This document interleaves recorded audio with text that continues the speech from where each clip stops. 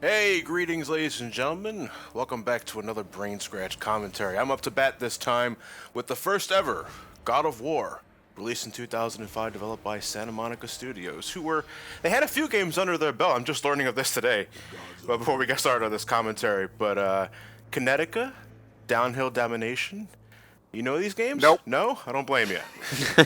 Santa Monica really got their name out there with God of War.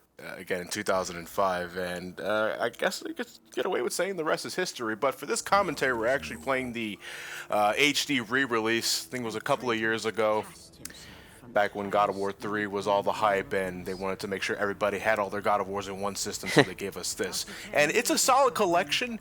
My only real big problem is that big black bar you see on the bottom of the screen, which is there for some fucking reason, and the audio mixing is a little loud. Oh, audio mixing is bad in a PS3 remake. Who would have thought that? Just an HD re-release in general. The black bar at the bottom is there because that scene is pre-rendered.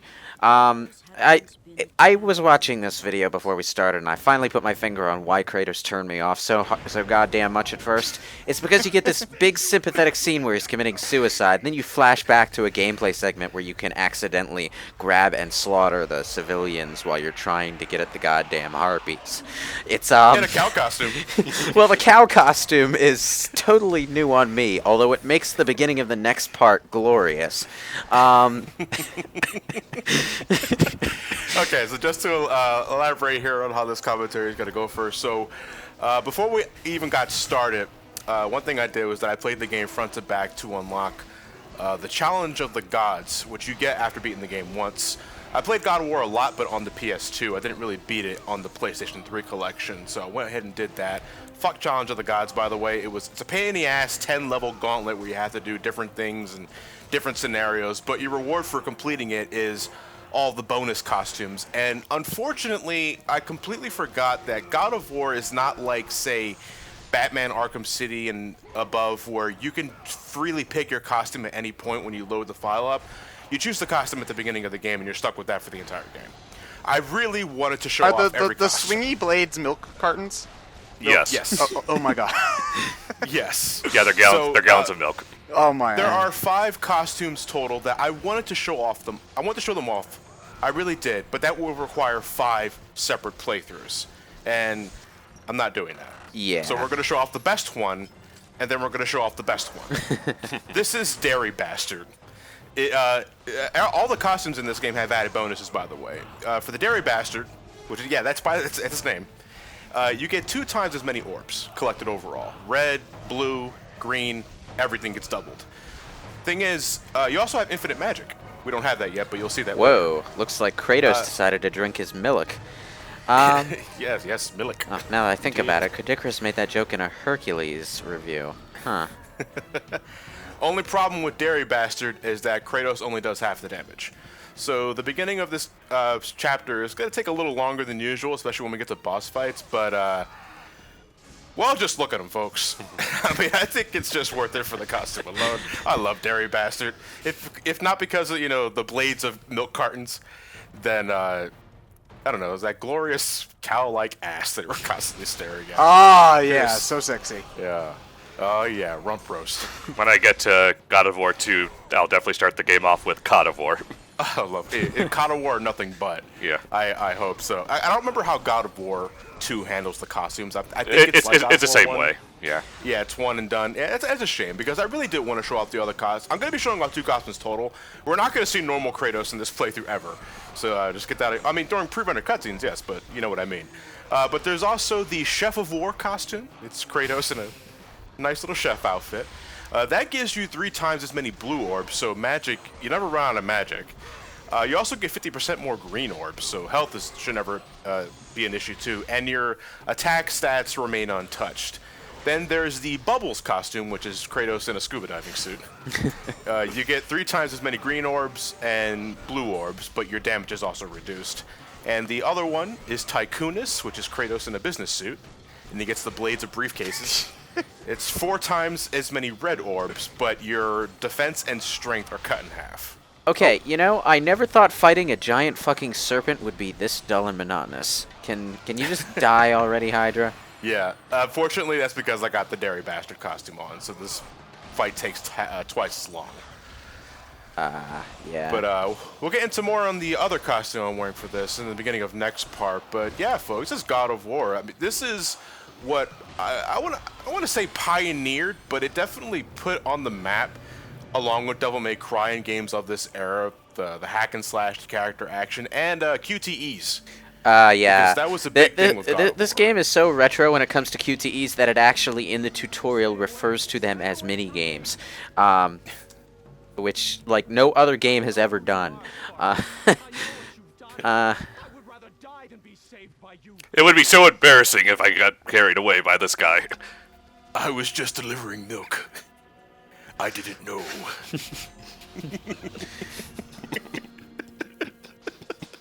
I'll tell you, folks. If you ever play God of War, do Challenge of the Gods. It's a pain in the ass. What but is it's it? so Are we worth it in are the we end. gonna see that in this playthrough or? What, Challenge of the Gods? Yeah. No, it's complete. I'm not showing it off because it's a 10-level gauntlet.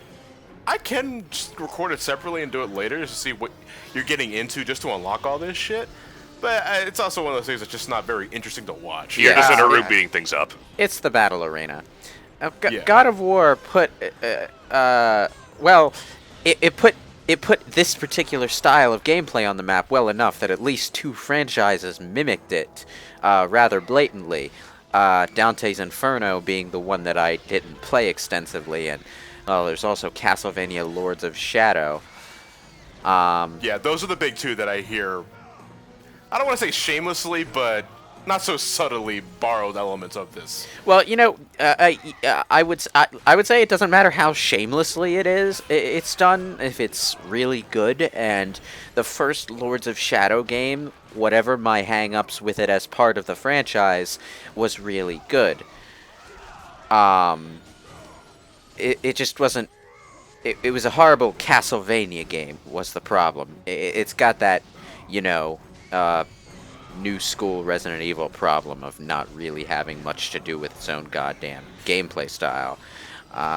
So you would say it's a fine God of War game, but not a good Castlevania game. It is a better God of War game than the first God of War at the very least. Maybe not the second, possibly better than the third. I'm not sure. It's hard to. D for everyone. I am the milkman. My milk is delicious. Is delicious. Oh, So God. what is it? 2%? A whole skim? What? Whatever I say it is. And yes, now- anytime you speak as Kratos, you have to be yelling very loudly. Okay, Kratos isn't horrible in the first game. He's just kind of disjointed in his portrayal. Like, he has that odd, surprising in the context of this game with his minimalistic story, but he has that odd problem of his character in the cutscenes not really translating well to the gameplay it's attached to, which is a problem I usually only see in games that are trying to take themselves super seriously, like Tomb Raider's reboot. But it's just, you know, they wanted a big dumb action game, but they also tried to make the hero kind of sympathetic, and well, it's kind of like trying to take Duke Nukem seriously. It doesn't mesh. I think a part of that, which we'll most likely bring up multiple times throughout this commentary, is that I do believe God of War was rushed, Oh yeah. and it didn't Definitely. have a big budget.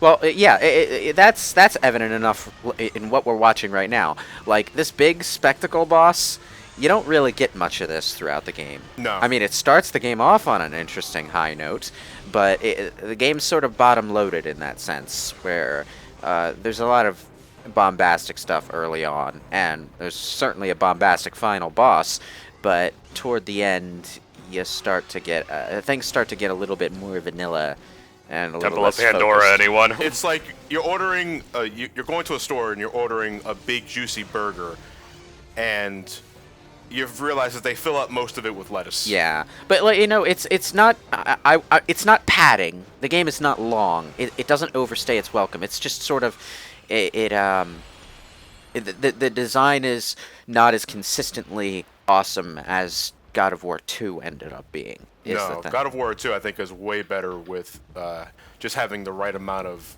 climatic set pieces. Yeah, I agree. God of War, my biggest problem was that with God of War, just structurally, is that it blows its load way too early. Yeah. And then it just sort of meanders until the end of the game. Yeah. But, you know, the basis is there. The basis is extremely solid. They managed to make a PlayStation 2 game look fucking goddamn amazing, almost to the point.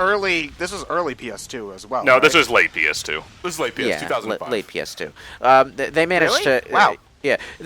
What I really like that they did is that they, well, all the camera angles are basically fixed in this game. Oops. Yeah, the balance beam is a thing that you very much have to watch out for in this game. Oh, I lost my thread there when you fell. It's like I fell off my point. You're loving it, yeah, it's they managed to balance the whole fixed camera perspective thing very well with the set pieces, so that it not only disguised the kind of crap graphical quality some of these objects have, but it also made things look better through framing, which is a pretty impressive piece of gameplay cinematography, I would say. Well, it's an old film trick, really. You make things look better by the way you position stuff. Yeah, and you know, Yeah. it's not a film trick that games use all that often, because Yeah, this game loves low angles to make everything look way more epic than it actually is. I mean, because bottom line, when you take a moment to stop and think, you're looking at a lot of glorified loading screens when you're going from one place to another. But they know what they're doing with camera angle tricks, and it can make even sequences like this where if you just stop and think about it, you're just escorting a box to the other side. You know, it's raining. You got these mooks shooting at you with arrows that are relentless. It's kind of annoying that the box takes like 3 arrows, it destroys itself, and you got to go back and reset the damn thing. I haven't played this in ages. I'm looking at this. I thought you were pushing the box for cover. No, you're pushing it to climb. You need the box to get up here. Well, I mean, there is a way you can manipulate Kratos' behavior with his combos to get up there with just his regular double jump, but I'm not that good at the game to do that, because essentially you have two attacks in this game. You have the light attack, which is square, and you have the heavy attack, which is triangle. If you start a combo by holding down triangle, Kratos would do pretty much a major swing upwards with his Blades of Chaos, which are used to launch enemies up. Yeah. The thing is that if you're holding down triangle after doing that, Kratos will automatically do a high jump into the air to follow the enemy with you. Yeah. It's the same. It's the same as Devil May Cry's high time move, where you can either bat the enemy up in the air and stay on the ground, or hold down the button and fly up with them. It's a pretty standard thing in these kind of games. It's very possible after doing that high jump to reset Kratos' gravity with a quick square attack and then do your regular double jump, which allows you to get to that rope without using the box. But it's very, very precise. Yeah. Speedrun So tricks. I don't bother. Yeah, I do know of a few speedrun tricks in this game. You can pretty much do a Knuckles infinite jump once you get the Blade of Artemis. But that requires... I love how the rope is 2D there, so the guys are like floating there. Yeah. They probably didn't bug test the Blade of Artemis all that much, considering you get it at the end of the game. It's not even very good, so you're not going to use it It very also much. requires careful use of the Medusa's gaze. So in order to reliably do it, it's recommended that when speedrunning this game, you use the either the Dairy Bastard costume or Tycoonus. But I thought Dairy Bastard gave you half damage, though. But it gives you infinite magic. I have a question before we get too far away from it. That locked door on the other ship back there, is there any way to unlock it and rescue the people inside? No. So it's- well, you're unlocking it regardless, but you can never just do anything to save the people inside. I hate taunts like that in games. Eh. Like Kratos cares, though. Let's be real. Well, yeah, but that's also... Well, we don't know much about Kratos yet at this point. Yeah, but, you know, that's also kind of part of the the disconnect between the way the story started off and the way the game proceeds. You know, Kratos just casually kills civilians to get what he wants. And here he is, standing on a cliff, about to kill himself. Spoiler alert, because he regrets his past. Dipshit, if you regret your past, stop being an asshole. Before you reach Athens, there is a task So, you must complete. we're getting our first magic upgrade. I think this is Poseidon's Rage. Yep, the only one you're going to be using all game. Terrorize No, I will heavily contest that. Okay, heavy Hades at the end, but that's about it. Yeah, Hades at the end. I mean, every single magic attack has their use, except I would say the Zeus lightning bolts. That's the one I think has the least amount of utility. I never found much use for Medusa because it takes too long. If you upgrade it, it's pretty cool. I like how the Greek gods, apart from Ares himself in this game, are so low budget that they're basically the talking doors from the Fable series. They look like they're ripped straight out of Caesar's palace. Who is that? What god was that supposed to be? That was Poseidon. Don't we kill him eventually? Yes. I think it would be easier to list what gods we don't kill over the course of the series. Aphrodite, Yeah. and that's about it. And we all know why he kept her alive. Because he's a major fan of Smite, obviously, and that was his main. So you kill bad guys in this game, you get red orbs. You use the red orbs to power up your weapons. So as of now, we only have 2 things we upgrade. The Blades of Chaos, which I already leveled up, and Poseidon's Rage. Now, leveling up Blades of Chaos to its next level will give Kratos pretty much this fuck you button. Devil which trigger. is, yeah, the Devil Trigger, Rage of Spartan. Yeah, but it's activated by pressing down both analog sticks, which is by far the worst super mode activation command in any action Have you game ever tried ever. pressing on your nipples? Yeah, and for some reason, games thought this was a good idea after God of War did it, and mimicked that too. Fuck that shit. I love this captain guy. Best character in the game. Is he God of War's green biker dude? He's a running joke. Yeah. So what, does he keep on dying or something? He keeps appearing. The same guy? Yeah. Yeah. So, but I thought he just got eaten by the Hydra. Looks are not what they seem. Okay. Like, I mean, people coming back from the dead isn't really out there for Greek mythology, so... Well, Yeah, you know, I know.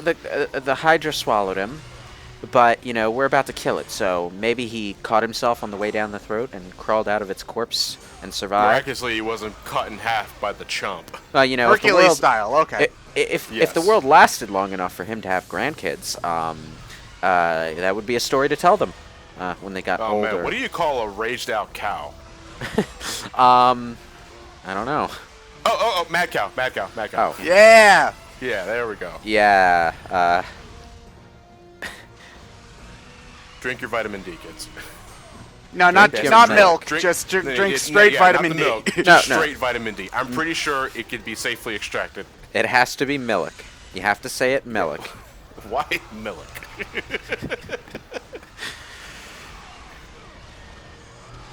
Anyway, they gave you Poseidon's Rage.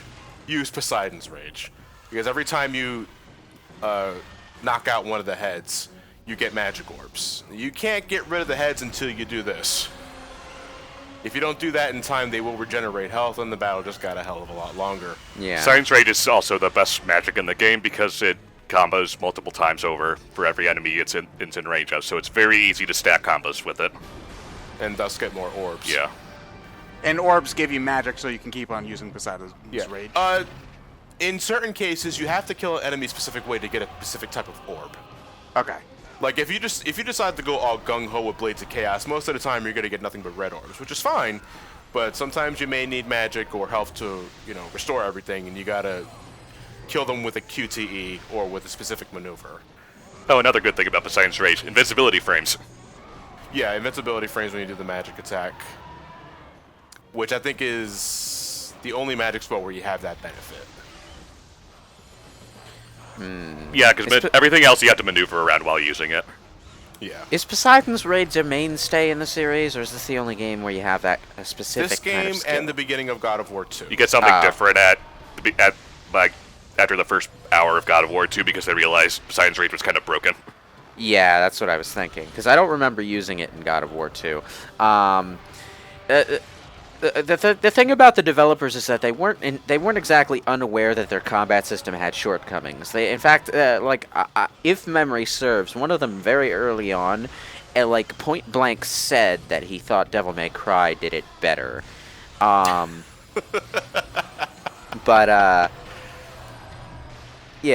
I think they serve different purposes, really.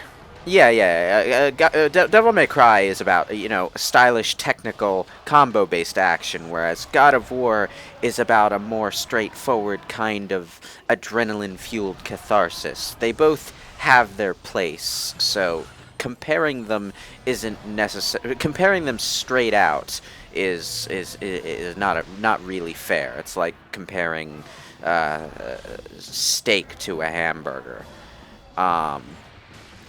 But, What about a steak burger? Angus. Okay. No, I'm talking about like taking a steak that you put on the grill and then putting it in a hamburger bun with cheese on it.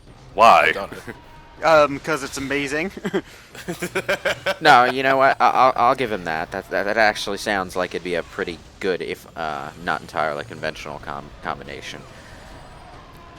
You gotta dump a bunch of steak sauce on it, though.